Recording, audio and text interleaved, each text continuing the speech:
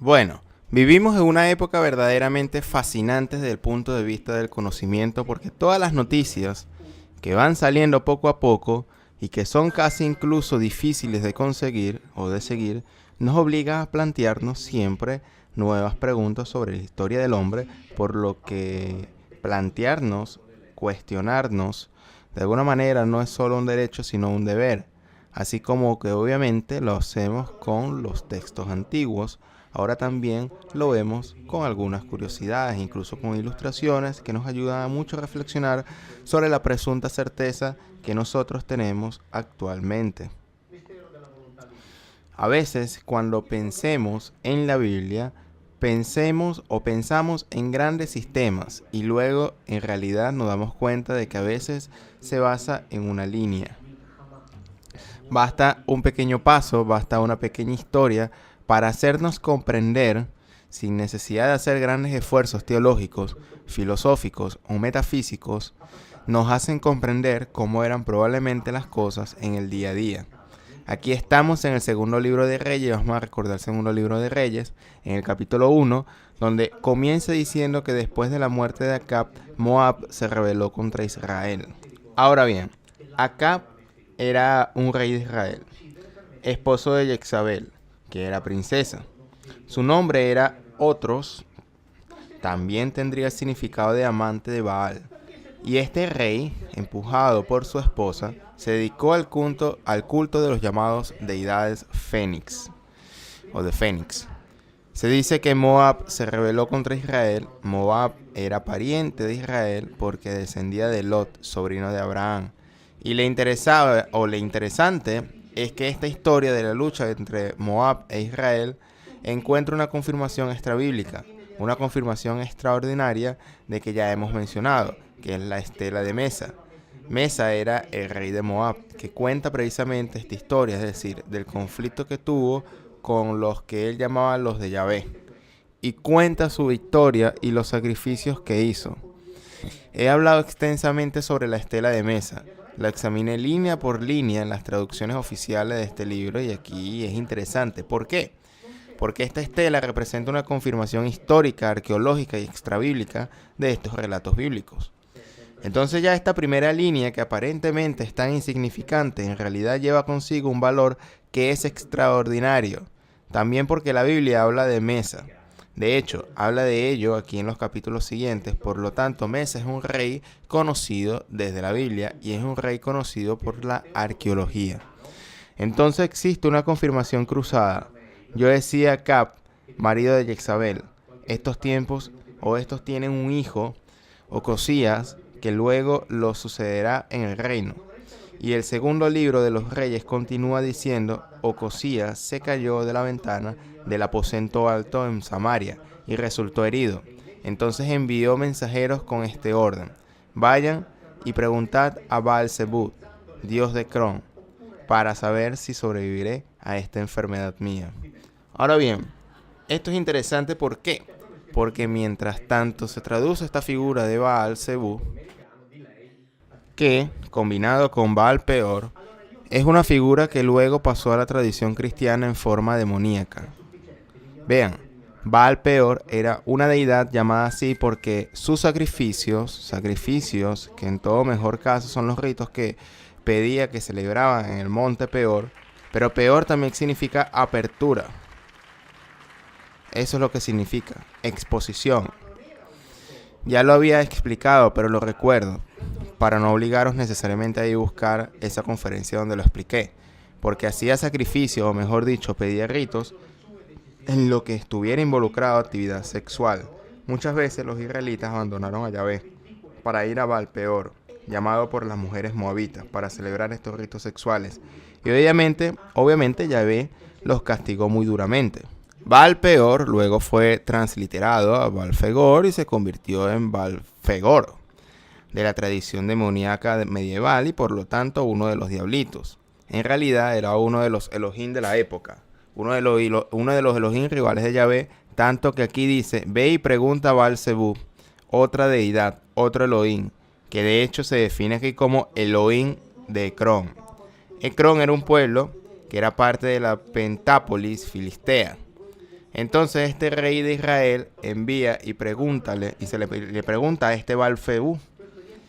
Ahora, Zebú es un epíteto que se traduce como por tanto Baal-Zebú, señor de las moscas, usado con cierto sarcasmo porque Zebú indicaba el principado, por lo tanto Baal-Zebú significaba señor del principado.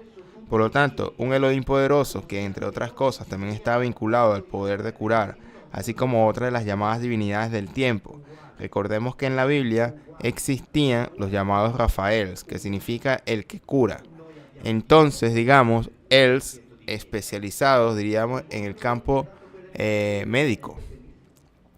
Entonces, Ocosías envía a sus hombres a interrogar a este Baal-Zebú para averiguarlo, en definitiva, para tener la posibilidad de recuperarse en este accidente que le ocurrió al caer de la ventana en Samaria. Pero un ángel de Yahvé le dijo al profeta Elías: ve y encuentra a los mensajeros del rey de Samaria y diles: ¿no hay un Elohim en Israel para que vayas y consulta a Baal-Zebú, Elohim de Cron?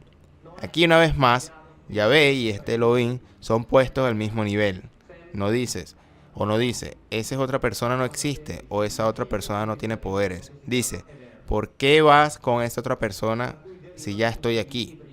Y esta es de esas afirmaciones simples, inmediatas, francas, diría casi ingenuas, que nos hacen comprender cómo los Elohim fueron puestos al mismo nivel. Incluso este rey de Israel va a preguntar a otro porque obviamente, o evidentemente, digamos que por el accidente que le había ocurrido, confiaba más en el otro.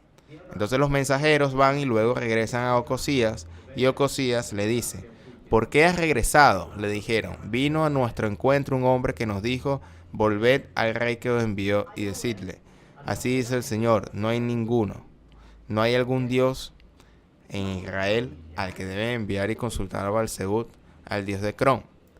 Aquí en la Biblia siempre se usa el término Elohim. Luego sucede que Ocosías envía el grupo de 50 hombres. Se encuentra con Elías. Elías invoca la intervención de Yahvé, que los quema con un fuego desde arriba. Y esto se repite varias veces hasta que el último grupo, por así decirlo, se salva. Él es perdonado, pero Ocosías, que por lo tanto no tiene forma de tener contacto con este Elohim sanador, muere. Así que aquí nos encontramos realmente ante una de esas historias que parecen cuentos de hadas, que parecen insignificantes, pero que en realidad nos ayuda a comprender cómo eran considerados los Elohim. Es decir, todos eran considerados, al menos los de este nivel, absolutamente equivalentes, así como Elohim de Moab, el primero que mencionamos. Fue un Elohim que reinó sobre una de las familias relativas de los israelíes. Así que aquí realmente tenemos otra instantánea de la distribución de poder de los Elohim en este territorio. Los Elohim que lucharon entre sí tenían las mismas características, tenían las mismas prerrogativas y también tenían sustancialmente los mismos poderes. Nos encontramos pues ante una situación que parece muy clara. Entre otras cosas, el discurso de Elías, que luego pelea, tiene un choque, tiene un desafío con los llamados profetas de este Baal rival. ¿Qué hace? Él logra vencer este desafío de una manera muy astuta, muy sabia, con muchos conocimientos.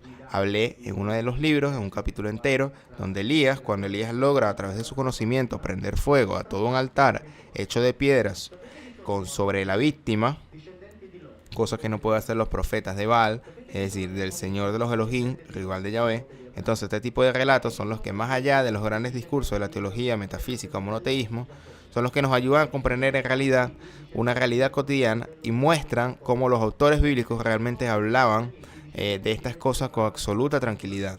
Pero hay más, una curiosidad más.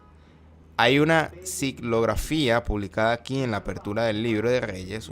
Esta ciclografía es del año 1625 y representa precisamente de este lado el fuego que cae del cielo, invocado por Elías. Mientras que, por otra parte, en esa ciclografía representa a Yahvé y se representa bastante grande. Este grabado en madera fue colocado en una versión popular de la Biblia que había sido previamente aprobado por el Papa Sixto V. Y Yahvé representado cómodamente recostado sobre un carro celestial, es decir, sobre un carro volador de ruedas. Así estamos en 1625 y se representó con absoluta tranquilidad. Dios así, es decir, sobre un vehículo volador. Algo de lo que hemos hablado muchas veces. Lo interesante es que este grabado pertenece a una época de la Europa que fue testigo de las décadas anteriores y por tanto de finales del siglo XVI de una serie de fenómenos que ocurrían en el cielo y que estaban representados gráficamente. Estoy pensando, por ejemplo, en las esferas voladoras en el cielo de Basilea, pienso en los cilindros voladores en los cielos de Nuremberg, piensa en aquellas preciosas imágenes con un objeto volador que se vio en los cielos de Arabia y que apareció en el libro editado de Basilea, si mal no recuerdo, en 1577. Tuve la suerte de ver un ejemplar de este en una restauración. Entonces estamos ante representaciones de fenómenos celestes, lo que ahora llamamos UAP, es decir, fenómenos aéreos no identificados de los que nos habló el Pentágono, y digo, el Pentágono los autorizó.